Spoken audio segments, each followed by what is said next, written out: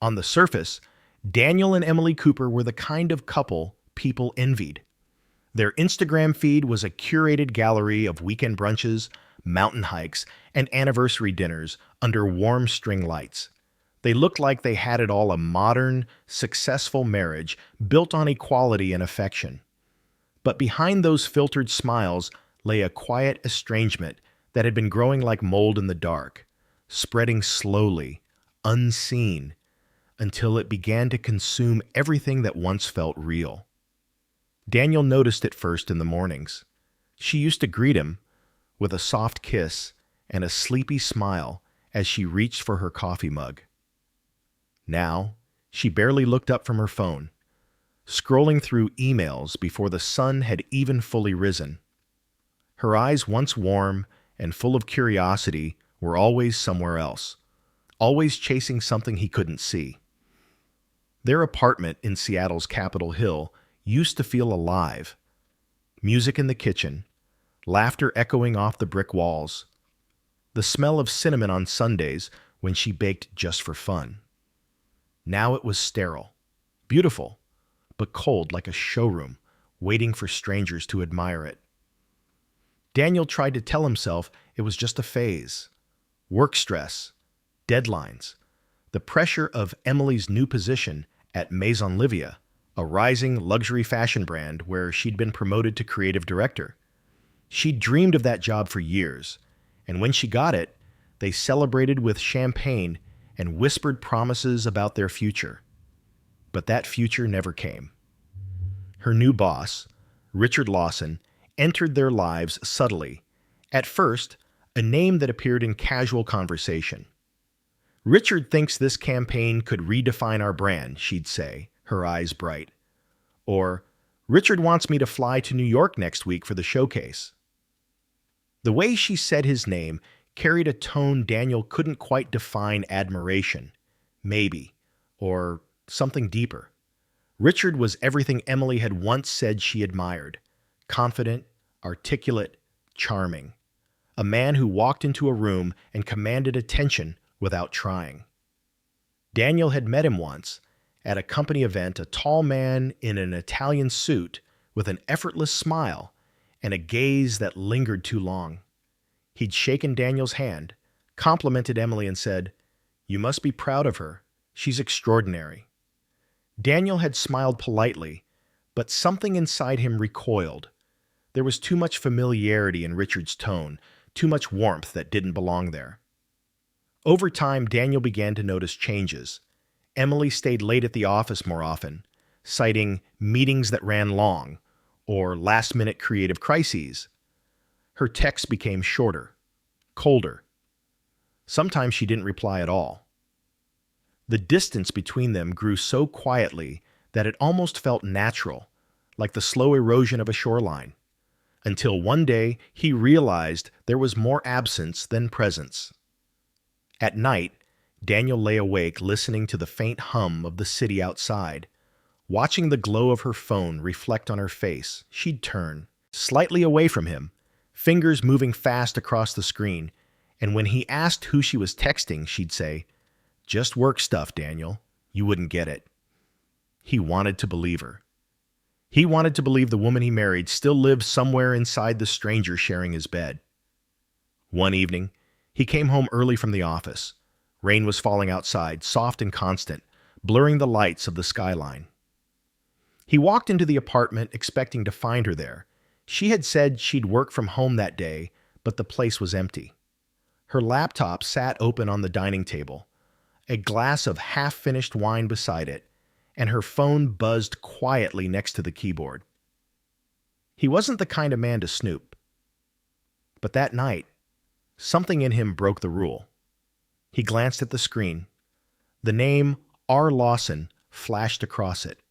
He didn't open the message. He just stood there, staring at it as if it were something poisonous. His chest felt tight, his throat dry. When Emily came home an hour later, soaked from the rain, he pretended not to notice, pretended he hadn't seen anything, pretended he wasn't unraveling. She smiled faintly when she saw him. "You're home early," He nodded, forcing a smile. Yeah, missed you. She paused, her eyes flickering with something unreadable. That's sweet, she said softly, but her voice carried the kind of distance that words couldn't bridge. Dinner was quiet that night. The clinking of silverware echoed through the silence. She told him about a new campaign Richard had approved, about how his vision inspired her. Daniel listened, nodding, the sound of her voice both comforting and painful. Later, when she fell asleep beside him, he studied her face in the dim light. She still looked beautiful, the same soft curls that used to fall across his chest when she laughed, the same lips that whispered dreams into the night. But something was missing now. Something had been stolen from her, or maybe from them both. Daniel realized that love doesn't die in a single moment. It fades in fragments. It disappears in unanswered texts, in forgotten kisses, in nights spent staring at a phone instead of each other's eyes. Weeks passed like this, and he played his part well, smiling in public, posting photos when she asked him to. The captions were always cheerful. Still my favorite person. Building dreams together. Lies dressed up as affection. Every heart emoji felt like a tiny betrayal of his own pain. Sometimes he wondered if she knew he could feel her slipping away. If she noticed the way he lingered at the door each morning, hesitating before leaving, hoping she'd say I love you first. But she never did. And then, one night, as they prepared for bed, she looked at him with an exhaustion he couldn't name. Daniel, she said quietly, I need to go to LA next week. Richard wants me to oversee the new line personally. It's important. He met her gaze and searched for something true in it. But all he found was distance, shimmering like glass. Of course, he said softly. Whatever you need. When she turned away, he let his smile fall. In that moment, surrounded by the soft hum of their expensive, quiet apartment, Daniel understood that their marriage was no longer built on love. It was built on habit, fear, and a perfectly crafted illusion, one they both pretended to believe. It was the perfect lie. The rain had become a familiar soundtrack to Daniel's evenings. In Seattle, it rarely poured it, whispered, constant and steady, tapping against the windows like a quiet reminder that time never stopped moving. He used to love it. It made him feel grounded, alive, connected to something natural and steady. Now, it only deepened the silence inside their apartment, the kind that pressed against his chest and made every breath feel heavier than it should. Emily had changed in ways that didn't announce themselves loudly. They crept in, one at a time, so subtle that he almost convinced himself he was imagining things. She began to wear perfume he didn't recognize, soft but sharp, like white lilies in smoke. She started locking her phone. It wasn't immediate. First, she just turned the screen downward, then set up a new passcode, and eventually began carrying it everywhere, even to the bathroom. Her laughter, when it came, was different too. Lighter, breathless, as if she was caught in a moment she didn't want to share with him. One night, Daniel returned home from work earlier than usual. The apartment was dim, except for the faint glow from the living room. Emily sat on the couch, her laptop open, her phone pressed between her shoulder and ear. Her tone was playful, too playful. "Stop," she whispered, laughing softly. "You'll get me in trouble." Daniel froze by the doorway, heart pounding. When she noticed him, she flinched slightly, then forced a smile. "Hey, you're home early." "Yeah," he said, his voice catching. "Who were you talking to?" She closed her laptop, a bit too fast. "Just Sophie from work. We're planning next month's shoot." He nodded slowly. "Sounded like fun." Her smile faltered for a moment. "Yeah, it was just work stuff, Daniel. Don't be weird about it." That night, she moved closer to him in bed, her skin warm against his, but her eyes never quite met his when she kissed him. He wanted to believe her touch still meant something, but it felt rehearsed, like a performance for an audience that no longer mattered. Days turned into weeks, and Daniel began living in a state of quiet panic. Every vibration of her phone made him flinch. Every late-night text sent his thoughts spiraling into dark places he didn't want to visit. He told himself to trust her. She was his wife. Trust was the foundation of their marriage. But trust, once cracked, doesn't shatter all at once. It erodes, slowly, painfully, until the edges crumble under the weight of suspicion. At work, Daniel's focus slipped. He'd find himself staring at spreadsheets, unable to remember what he was supposed to be analyzing. His coworkers noticed the change. One afternoon, his friend Mike leaned across the desk and asked, "You good, man? You've been off lately." Daniel forced a laugh. "Just tired." But the truth was, exhaustion had become his only companion. At home, the signs multiplied. Emily started buying new clothes, sleek, daring, more expensive than usual. She claimed they were for client meetings, but the way she looked at herself in the mirror before leaving, the way she adjusted her blouse and brushed lipstick across her lips, it wasn't the look of a woman going to work. It was the look of someone stepping into a secret life. Daniel watched from the doorway one evening, his heart heavy. "You look nice," he said quietly. She smiled faintly, tucking a strand of hair behind her ear. "Thanks. Don't wait up, okay? It might be late." "Another meeting?" "Yeah," she said, grabbing her purse. "Richard needs me to go over some design revisions." There it was again. His name. Always his name. When the door closed behind her, the silence felt suffocating. Daniel sat on the couch for a long time, staring at the clock, watching the hours crawl by. At midnight, he texted her, "Everything okay?" No response. At 1:14 a.m., she replied, "Still working. Go to sleep." He didn't. The next morning, she moved through the apartment as if nothing had happened. She hummed softly while making coffee, scrolling through her phone. He wanted to ask where she'd really been, who she'd been with, but when he opened his mouth, the words died on his tongue. He couldn't bring himself to say them aloud, because speaking them meant admitting what he already feared. Instead, he said, "You've been working a lot lately." She shrugged. "It's a big campaign, Daniel. You know how this industry is." "Yeah," he murmured. "I just miss you." For a moment, she looked up from her coffee. Her expression softened, almost pitying. "I know. I miss us too." It was such a small sentence, but it landed like a stone in his chest. He wanted to believe it. God, he wanted to believe it. But the words felt weightless, like smoke slipping through his fingers.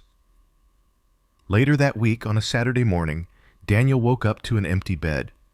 He followed the faint sound of her voice to the balcony. She stood barefoot in her robe, phone pressed to her ear, smiling. The soft morning light caught her hair, making her look almost unreal. He didn't interrupt her. He just watched, unseen, until she hung up and leaned against the railing, exhaling slowly. She looked peaceful, happier than she had in months. When she noticed him in the doorway, she startled. "Hey," she said quickly, "did I wake you?" "No," he said quietly. "Who were you talking to?" She hesitated only a moment. "Just my mom." He nodded, though he knew it wasn't true. Emily hadn't spoken to her mother in weeks. That night, Daniel sat in the dark after she'd gone to sleep, staring at the faint glow of her phone charging beside the bed. He didn't touch it. He didn't need to. The truth lived somewhere in that small device, and part of him knew that if he looked, he'd never come back from what he found. Instead, he turned off the light and lay beside her, listening to the rhythm of her breathing. It was steady, calm, as if she carried no guilt at all. He wondered what she dreamed of if he was still there somewhere, or if that place in her heart had already been replaced. Outside, the rain returned, whispering against the window. It should have been comforting. But to Daniel, it sounded like the faint cracking of glass, the sound of something once whole, slowly giving way under invisible pressure. And in that sound, he finally admitted to himself what he'd been denying for weeks. The woman he loved was slipping away, and no matter how tightly he held on, she was already gone. The morning it happened was quiet, almost too quiet for what was about to break. The sky over Seattle was pale and overcast, the kind of gray that made everything feel suspended time, sound, even breath. Daniel stood at the kitchen counter pouring coffee, watching the steam curl upward like smoke. Emily hadn't come out of the bedroom yet. He thought she was still asleep until he heard her footsteps slow, uncertain, moving toward him. She looked different.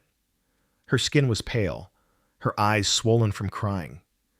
She was wearing one of his old shirts, the one with faint paint stains on the sleeves from when they redecorated the apartment years ago. Her hands trembled slightly as she gripped a folded piece of paper. "Daniel," she said softly. Something in her voice made him set the coffee pot down. It was too gentle, too deliberate, as if each syllable was a confession in itself. "What is it?" he asked, his tone careful, cautious. She didn't answer right away. Instead, she sat at the table, staring down at the paper. When she finally looked up, her eyes were wet, and Daniel felt an unease settle deep in his chest. "I need to tell you something," she whispered. His stomach tightened. He had imagined this moment before, nightmares that ended in silence or screaming, but never like this, never in daylight with the hum of the refrigerator filling the spaces between their breaths. "Emily," he said quietly, "what happened?" She inhaled sharply, as if the air itself hurt. Then she said it. "I'm pregnant." The words hung in the air for a long time before meaning reached him.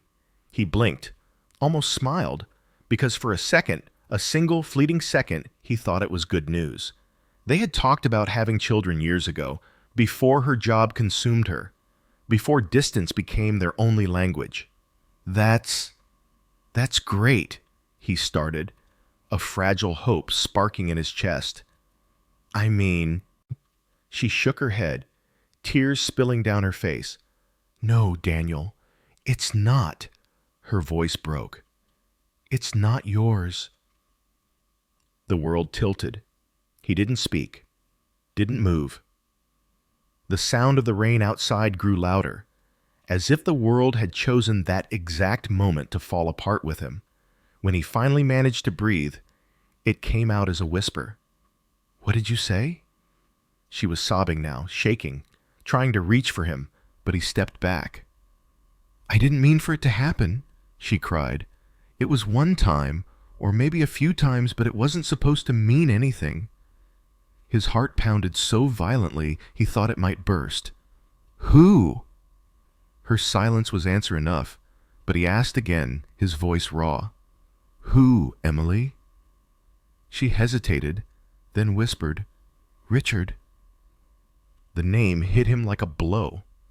He had suspected it, feared it, but hearing it aloud made it real. His chest burned. His vision blurred. He wanted to scream, but no sound came out. He wanted to throw something, to shatter the world the way she had shattered his. Instead, he just stood there, hands trembling, staring at the woman who had once been his whole life. "How long?" he asked, his voice hoarse. She wiped at her face, uselessly. "A few months. It started during the New York trip. I was lonely, Daniel. You were so distant, and I was working nonstop. And he understood me." He laughed, a hollow, bitter sound. "He understood you? Is that what this is now? You sleep with someone who understands you?" "Please," she begged. "I made a mistake. I swear, I didn't mean for it to go this far. When I found out about the baby, I panicked. I didn't know what to do." "And you thought telling me now would fix it?" I thought you deserved the truth, she whispered, but her voice wavered under the weight of her own cowardice. Daniel turned away, gripping the edge of the counter to steady himself. He felt like he was drowning every word, every memory, dragging him deeper. The laughter they once shared, the nights they whispered about growing old together, the dreams they painted for a future that now lay in ruins. He closed his eyes. "Why did you tell me?" Her lips trembled. "Because I can't do this alone. I need you." The words sliced through him like a blade. Not "I love you," not "I'm sorry," just "I need you." "You need me?" he repeated, turning to face her. His voice rose, the pain finally finding its way out. "You destroy our marriage. You sleep with your boss. You carry his child. And now you need me?" Tears streamed down her face. "I don't know what else to do. Daniel, I'm scared. I can't lose everything. I can't lose you."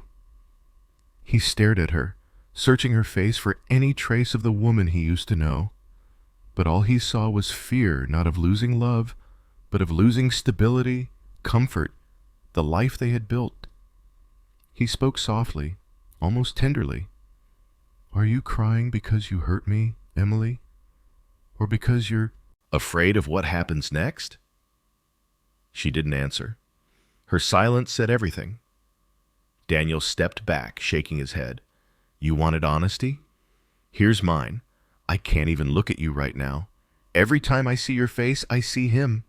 I see what you chose." "I didn't choose him," she whispered desperately. I lost control." He laughed again, but this time it sounded like grief. "Then maybe that's worse." For a long moment, they stood in the same room, but it felt like they were worlds apart. The rain outside turned heavier, slamming against the windows, echoing his heartbeat. Finally, he picked up his coat. "I need air. Daniel, please don't." But he was already at the door. He didn't slam it. He didn't look back. He just left, stepping into the cold, relentless drizzle that matched the numbness spreading through his body. He walked aimlessly through the streets, past cafes and glowing windows, past strangers laughing, their voices muffled by the rain. Everything felt distant, unreal, like he was watching his life from outside of it. He thought of the baby, the child that should have been his, and for the first time, the pain became something physical, something that hollowed him from the inside. By the time he returned home, hours later, the lights were off. Emily was sitting in the dark, her hands resting on her stomach, eyes red and swollen. She looked up at him as if waiting for a verdict. He didn't say a word. There were no words left, only silence, thick, final, and unrelenting. And in that silence, Daniel realized something irrevocable. Love, once broken by betrayal, could never return the same. It might forgive, it might endure, but it could never again be pure. That night, he slept on the couch, the faint smell of her perfume lingering in the air, a ghost of what used to be. Daniel didn't sleep that night. He lay on the couch with his eyes fixed on the ceiling, watching shadows shift as headlights passed by outside the window. Every time he closed his eyes, he saw Emily's face, her trembling lips, her hands pressed against her stomach, the tears that suddenly seemed endless. But he also saw Richard, a ghost he'd never invited into his marriage, now rooted deeply in everything that mattered. When morning came, gray and quiet, Emily approached him slowly. She looked fragile, hair unbrushed, skin pale, a thin blanket wrapped around her shoulders. She stood there for a long moment, as if gathering the courage to speak. "Daniel," she said finally, voice cracking, "please look at me." He did, and the pain in her eyes almost made him recoil. There were still pieces of him that wanted to protect her, to pull her into his arms and say they'd figure it out. But each time that impulse surfaced, the memory returned like a blade. It's not yours. Emily sunk to her knees beside the couch, her hands clasped together like someone praying for a miracle. I know what I did is unforgivable. She whispered. I know I broke us, but I need you. I still love you, Daniel. I never stopped. He sat up, exhaustion heavy in every muscle. Love, he repeated, a bitter laugh escaping him. Is that what you call this? Sneaking around, lying to me, getting pregnant with another man's child? Emily flinched, as though the words had struck her physically. It wasn't planned, she said, tears forming again. It wasn't something I set out to do. Richard didn't. Don't. Daniel cut her off sharply. Don't say his name. Emily nodded, swallowing her sobs. Okay, but listen to me. What happened? It wasn't about you not being enough. It was about me losing control, feeling lost and finding attention in the wrong place. You have to believe me. My heart has always belonged to you. Daniel stared at her, unable to understand how someone could speak about love while holding proof of betrayal inside her body. You're asking me to raise his child, he said slowly, every word heavy. To look into that baby's eyes every day and pretend everything's fine. To pretend I wasn't left behind replaced. It wouldn't be like that, she pleaded. The baby doesn't deserve to be punished for my mistake. Daniel, you are the only good thing I've ever been certain of. Maybe we can move past this. Maybe love can survive even this. He shook his head. Love can survive a lot. But trust? Once it's gone, what's left? Emily crawled closer, her hands gently touching his knees. Please, she whispered, don't leave me. I know I don't deserve your forgiveness right now. But maybe one day, maybe you'll find a way to forgive me. And until then, I just need you here. I need us. Daniel looked down at her, a woman broken yet still selfishly clinging to him. He felt pity, but beneath that pity was rage so deep he feared what it could turn him into. Are you afraid of losing me? He asked quietly, or afraid of being a single mother? Emily's breath caught. The question pierced straight into the truth she didn't want to face. I'm afraid of losing you, she whispered. And the life we built, he pressed. And the life we built, she admitted, tears falling again. I know how that sounds. But you're my home, Daniel. This baby, I wanted to have that home too. Daniel stood and moved to the window, staring out at the wet streets below. Cars moved like ghosts in fog. Everything felt distant, muted. You want me to raise another man's child, he said again, voice low, to carry the burden of his choices and your betrayal. It's our baby if you stay, she said desperately. We can make it ours. He turned sharply toward her. No, it's his. It will always be his. Emily's face crumpled. She reached out to him again, but he stepped back as if she were a flame capable of burning him down. Daniel, she cried, don't let this be the end. We've survived so much. We love each other. Do we? He asked. Or did we just get comfortable in the idea of us? He paused, swallowing the lump forming in his throat. Would you have told me if you weren't pregnant? She hesitated, and in that hesitation, barely a second, he found his answer. No, he whispered. You wouldn't have. Emily lowered her head, sobbing quietly. Regret dripped from her like rain. But Daniel knew regret only existed because she'd been caught by consequence. He moved toward the hallway. I can't do this, he said. Not now. Maybe not ever. She scrambled to her feet. Wait, she begged, following him. Don't go. We can figure this out. I'll quit my job. I'll cut him out completely. Whatever you want, I'll do it.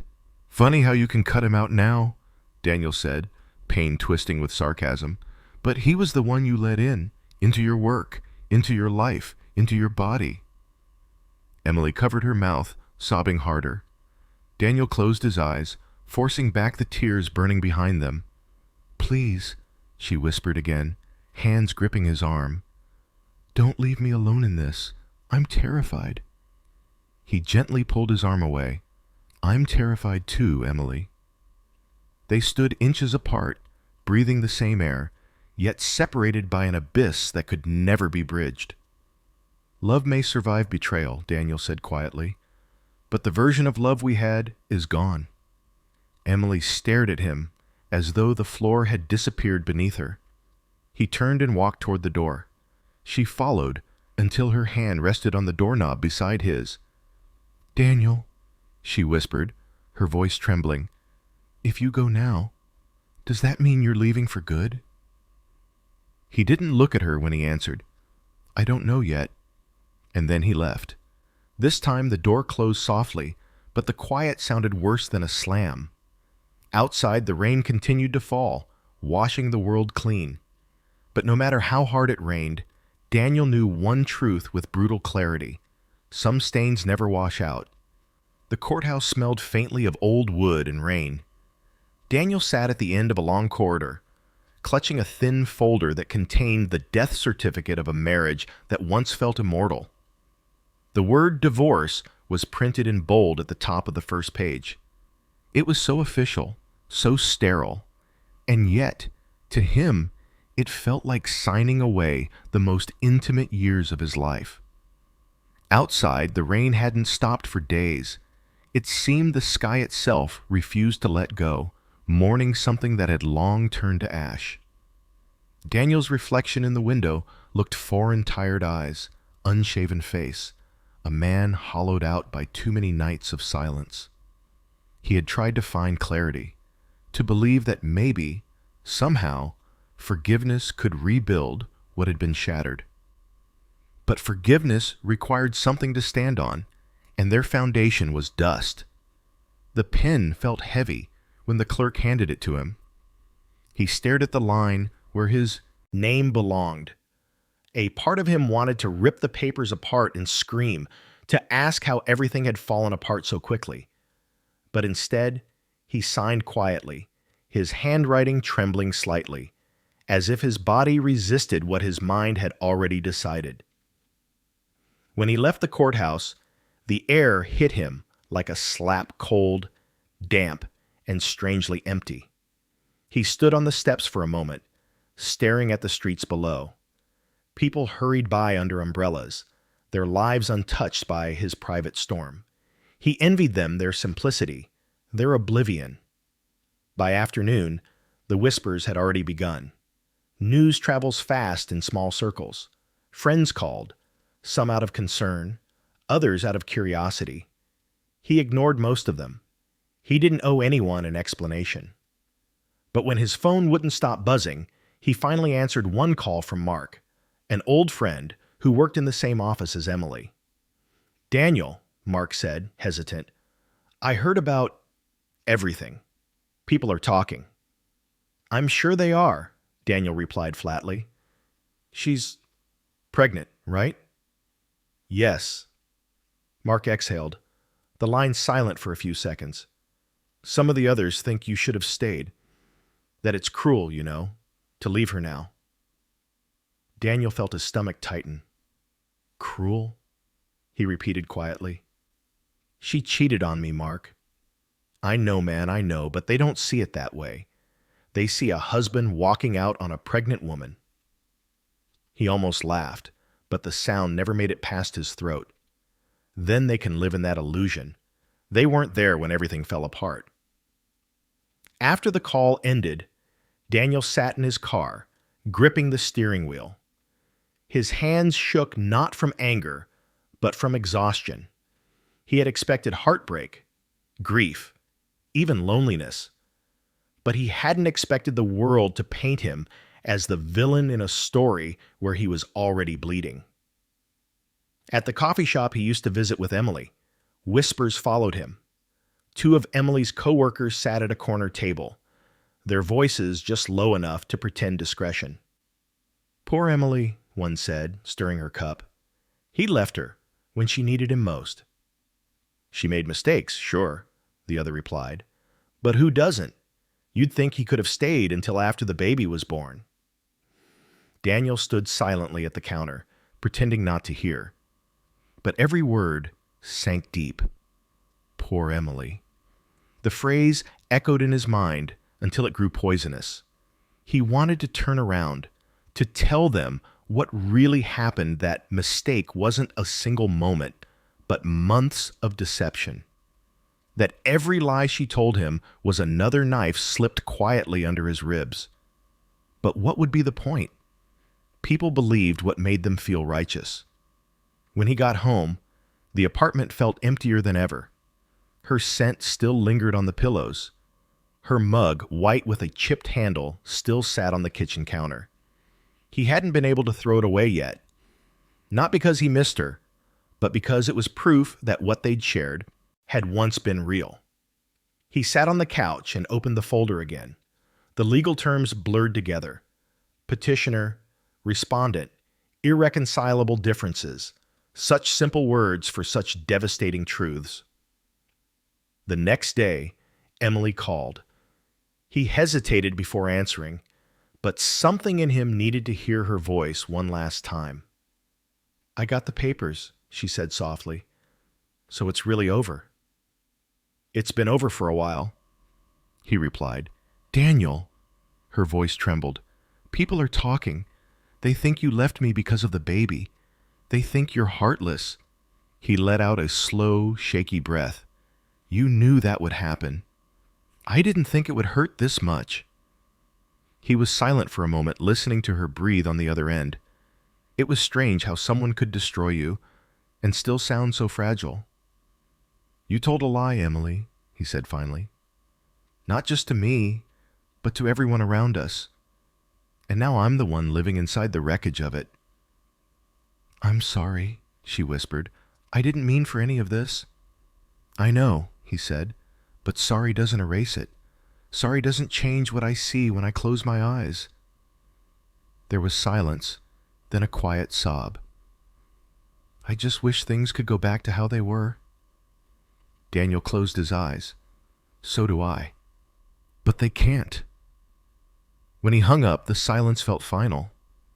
That night he sat by the window, the divorce papers beside him, the rain pattering softly against the glass. He thought about how people said time heals everything, but he wondered if time could ever heal betrayal, or if it only dulled the pain until it became part of you. In the reflection on the glass, he saw himself a man no longer defined by the love he once gave, or by the woman who broke it. He saw someone beginning to exist again, even if he didn't yet know how to live. Somewhere out there, Emily carried a child that would never be his. Somewhere out there, people whispered their half-truths. But here, in this quiet apartment, Daniel breathed for the first time without guilt. It wasn't peace, not yet, but it was the beginning of it. And sometimes, beginnings are born from endings we never wanted. The days after the divorce blurred together like wet paint running down a wall. Morning bled into night without meaning, without form. Daniel no longer woke to the sound of Emily's voice or the smell of her coffee. Instead, he woke to silence so deep it felt like it had a pulse. The apartment that once held laughter, music, and the warmth of two lives intertwined had become a museum of ghosts.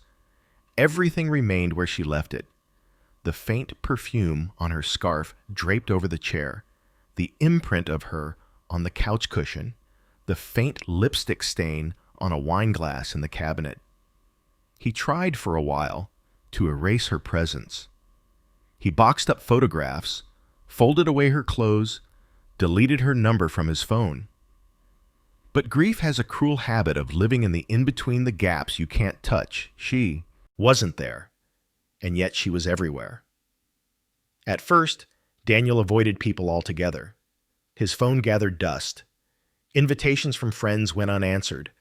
The world outside continued, indifferent to his collapse. He spent hours staring out the window at the city lights flickering in the rain, wondering how something so vast could still move when his world had stopped.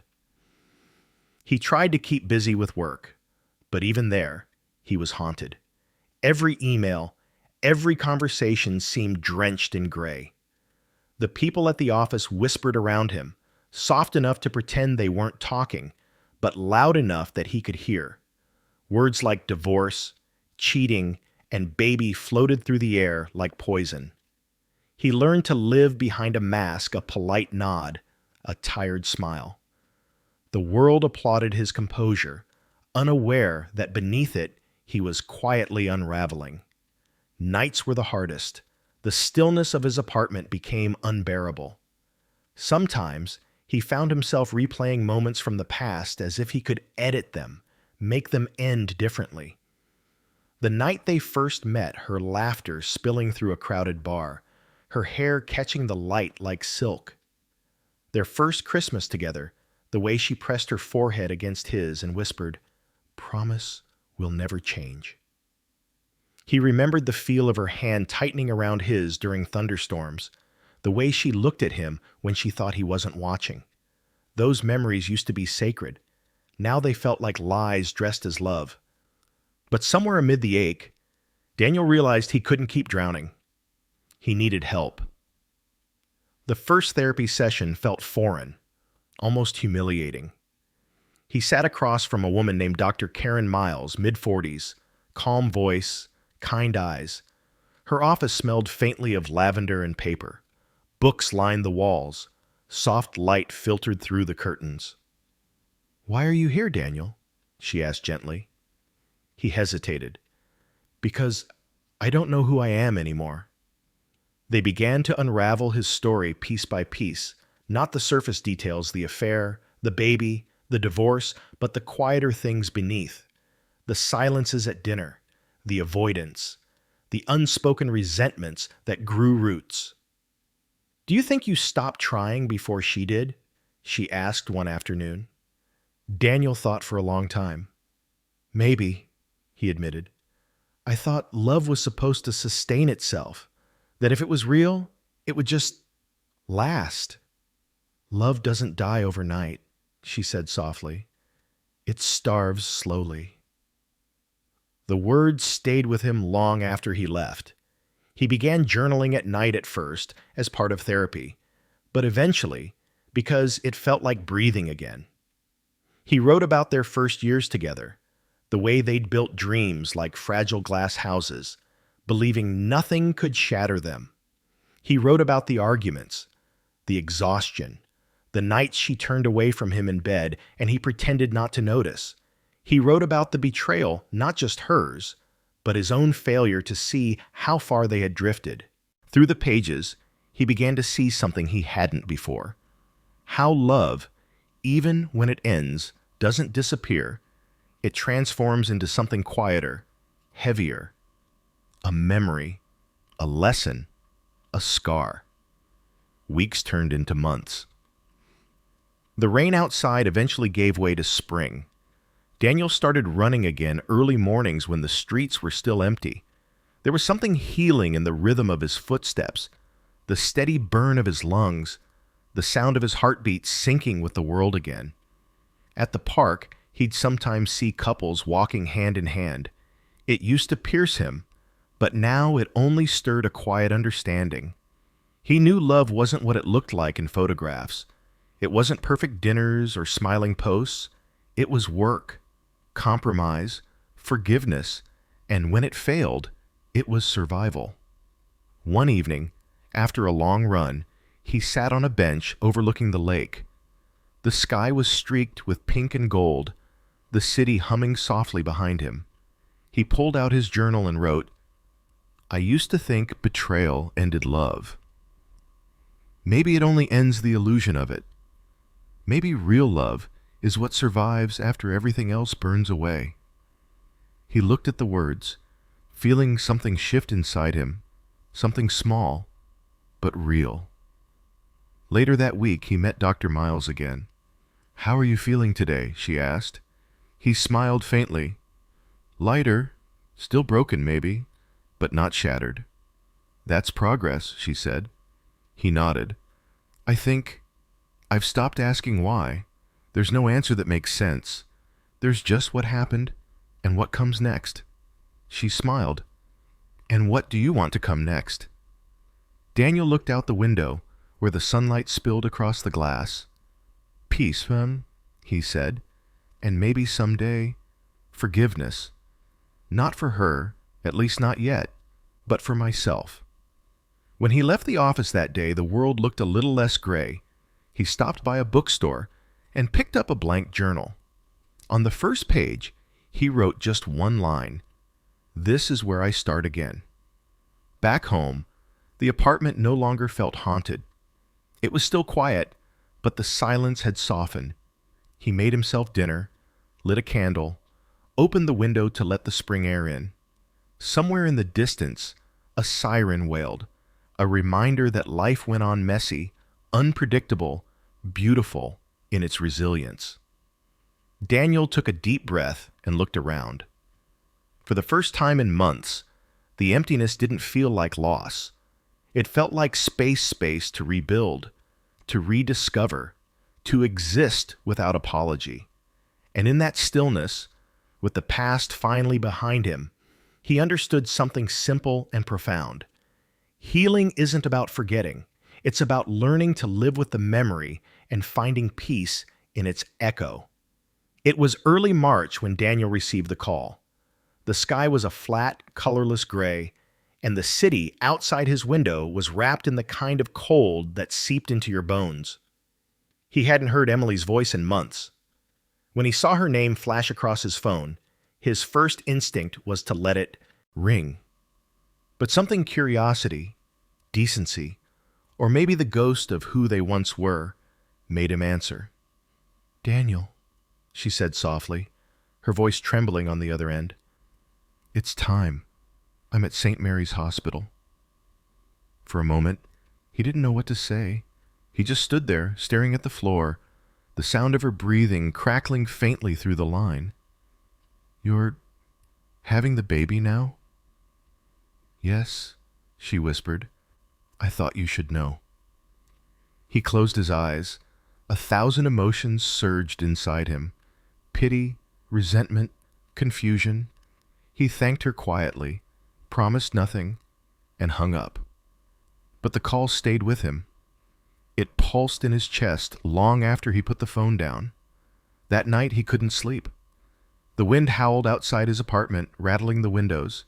He sat on the couch, hands clasped, staring at the dim light flickering from the street. He told himself it wasn't his place anymore. That child wasn't his responsibility.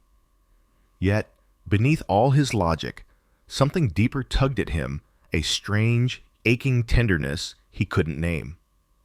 By morning, he found himself driving.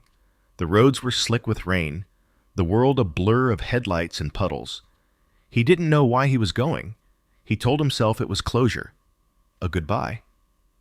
Maybe he just needed to see for himself that it was real, that the chapter had ended. The hospital loomed white and sterile against the gray sky. Inside, the air smelled of disinfectant and coffee. The sound of footsteps and distant monitors filled the halls. He walked to the reception desk, his voice low. Emily Carter, he said. Maternity ward. The nurse nodded, typing quickly. Room 317, she said, her tone polite but distracted. When Daniel reached the door, he hesitated. Through the small window, he saw her. Emily lay in bed, pale and tired, her hair damp against her forehead. In her arms was a small bundle wrapped in white. The baby. The room glowed with the faint light of early morning, soft and almost holy. He stood there for a long moment, just watching. It felt like looking into a memory he no longer belonged to. Emily turned her head, and their eyes met. For a moment, the air between them froze. She didn't look angry or ashamed, just fragile, stripped bare of all pretense. You came, she whispered when he stepped inside.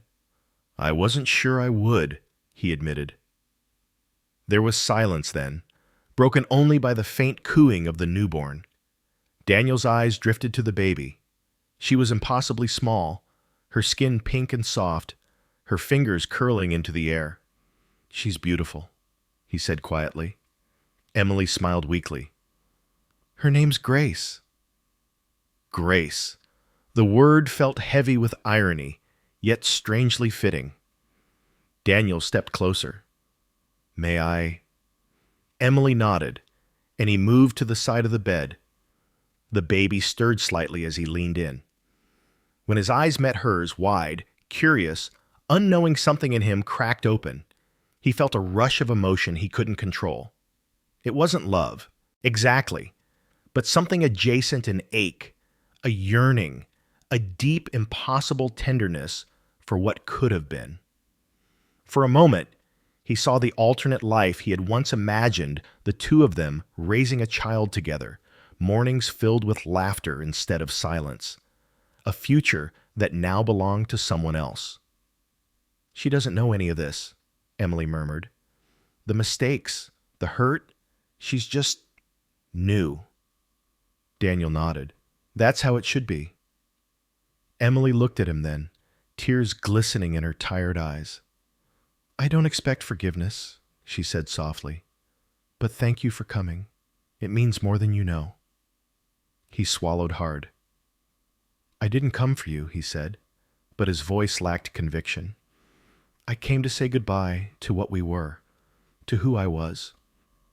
Her eyes fell to the baby. "I understand." He stayed for a few minutes longer, watching Grace breathe, small and steady. The sight filled him with both warmth and sorrow. She was innocent, blameless in all this mess. For a fleeting second, he wondered if some part of him could still protect her, even from afar. But he knew that wasn't his role to play. When he finally straightened, Emily's hand brushed his wrist. It was a small, trembling gesture, more instinct than intention. "Daniel," she whispered, "I did love you. Whatever else happened, that part was real." He looked at her, searching for anger inside himself and finding none. "I believe you," he said quietly, "but love isn't always enough." She nodded, tears slipping silently down her cheeks. Daniel took one last look at Grace. The baby's tiny chest rose and fell, her world still untouched by betrayal or loss. He wanted to remember her that way, pure, unmarked. Then, with a slow, steady breath, he turned toward the door. Outside the hospital, the rain had stopped.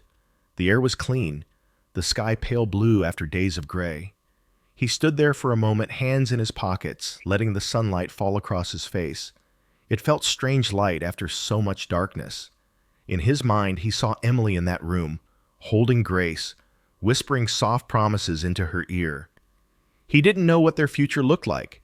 He only knew that his part in it had ended. Driving home, he felt an unfamiliar calm. The ache was still there, but it had softened, like an old wound finally beginning to heal. When he reached his apartment, he opened his journal and wrote, "Today I met the child who could have been mine."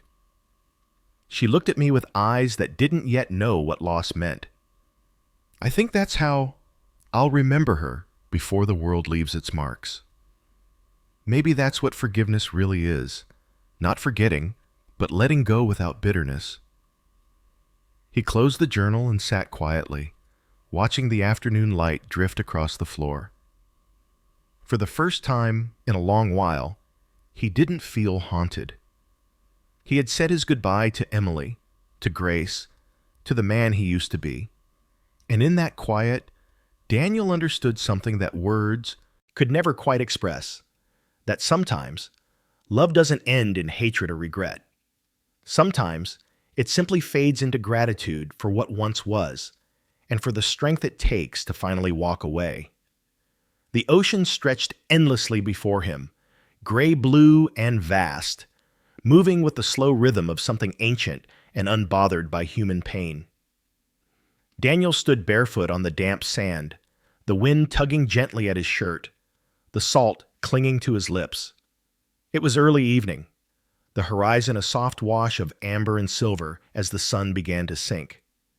He had driven to this small coastal town 3 hours from the city without really knowing why, only that he needed to be somewhere the past couldn't follow him so loudly. He carried a folded letter in his hand, creased and worn from being read too many times. He had written it months ago, during one of those long, sleepless nights when the silence felt unbearable. It had started as a letter to Emily, but by the time he finished, he realized it was never meant for her. It was meant for himself. The sea breeze picked up, brushing against his face. He could smell the faint sweetness of salt and sun-bleached shells, could hear the low cries of gulls overhead. Behind him, the beach was empty except for the quiet footprints he had left in the sand, a path that led nowhere, like the memories he was finally ready to leave behind. He unfolded the letter slowly. His handwriting was uneven, the ink smudged in places where old tears had fallen. He began to read it aloud, his voice almost drowned by the sound of the waves. Emily, there are still mornings when I wake up and reach for you, before I remember you're gone. I don't mean gone from the apartment or my life, I mean gone from the version of me that existed when I still believed we were unbreakable. I used to hate myself for that, for missing you, for remembering the good when the bad had been so final. But I think I understand now. Love doesn't disappear when trust does. It lingers, quietly, until it finds a place to rest. You were not the person I thought you were, and I wasn't the man I wanted to be. We were both pretending, hiding behind the version of happiness we thought we owed to the world. He paused, feeling the sting of those words as if he were reading them for the first time. The sound of the surf seemed to echo their truth. For so long, he had carried guilt like a shadow guilt for not being enough, for walking away, for still caring in ways he couldn't explain. But as the months had passed, something inside him had begun to soften. He looked up at the horizon, the line where the sea met the fading sky. It reminded him of something Dr. Miles once said. Forgiveness isn't about the other person. It's about releasing yourself from the weight of remembering. He took a breath, the kind that fills the lungs and steadies the soul, then continued reading. There's a version of us that still lives somewhere. Maybe it's in a small kitchen filled with sunlight. Maybe it's in the laughter we shared before we knew what pain was. I won't destroy that memory anymore. I'll keep it, not as a lie, but as proof that for a while we were real. You gave me both love and heartbreak, and I've learned that one cannot exist without the other. I don't forgive you, Emily. Not yet. Maybe not ever. But I forgive myself for still feeling, for still wondering if you're okay, for still loving the ghost of what we were. He stopped. The words caught in his throat. The ocean roared softly as if it were answering him, its rhythm steady and eternal. He folded the letter again and held it for a moment, the paper trembling slightly in the wind. Daniel thought of Grace, the baby he had seen only once. She would be a few months old now. He imagined her tiny hands reaching toward the light, her laughter untainted by the mistakes of those who came before her. He didn't know if she'd ever hear about him, or if one day she'd ask questions Emily couldn't easily answer. But he hoped, quietly, that her life would be softer than theirs had been. He walked closer to the edge of the water. The tide rolled in gently, wrapping around his feet like a fleeting embrace. He felt the cool pull of it, grounding and endless all at once. With a deep breath, he let the letter fall from his hand. The wind caught it for a moment, lifting it like a fragile bird, before it fluttered down into the surf. The paper darkened, softened, and then slowly began to dissolve. As he watched it drift away, he felt something inside him loosen the knot that had sat behind his ribs for nearly a year. It didn't vanish in an instant. Healing never worked like that. But it eased. like a tide pulling back, leaving him lighter. He stayed there long after the sun dipped below the horizon. The world turned blue and then black, and the stars began to pierce the sky one by one. Somewhere nearby, a lighthouse beam swept across the waves in slow, steady arcs. It felt like a heartbeat calm, unwavering, alive. Daniel closed his eyes and let the sounds of the sea fill him. The whispers of the water, the hum of distant wind, it all blended into something that felt like forgiveness, though not the kind that asks for reconciliation. This was quieter, gentler, the kind that simply says, "You can stop now, you can rest." When he finally turned to leave, the sand was cool beneath his feet. He didn't look back at the ocean. He didn't need to.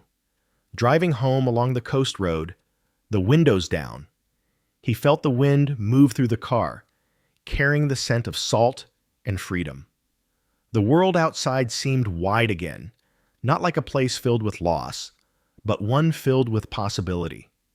He thought of all the small, ordinary things waiting for him: mornings with coffee, evenings with quiet music, laughter with friends he hadn't seen in months. Life wasn't perfect, but it was enough. As the city lights appeared in the distance, Daniel whispered to no one in particular, "It's over." Not with bitterness, not with sorrow, just with truth. He smiled faintly to himself. The story hadn't ended with redemption or rekindled love. It had ended with something far rarer: peace. And in that quiet, in that vast and endless night, Daniel finally felt it. The soft, fragile release of a heart learning to live again.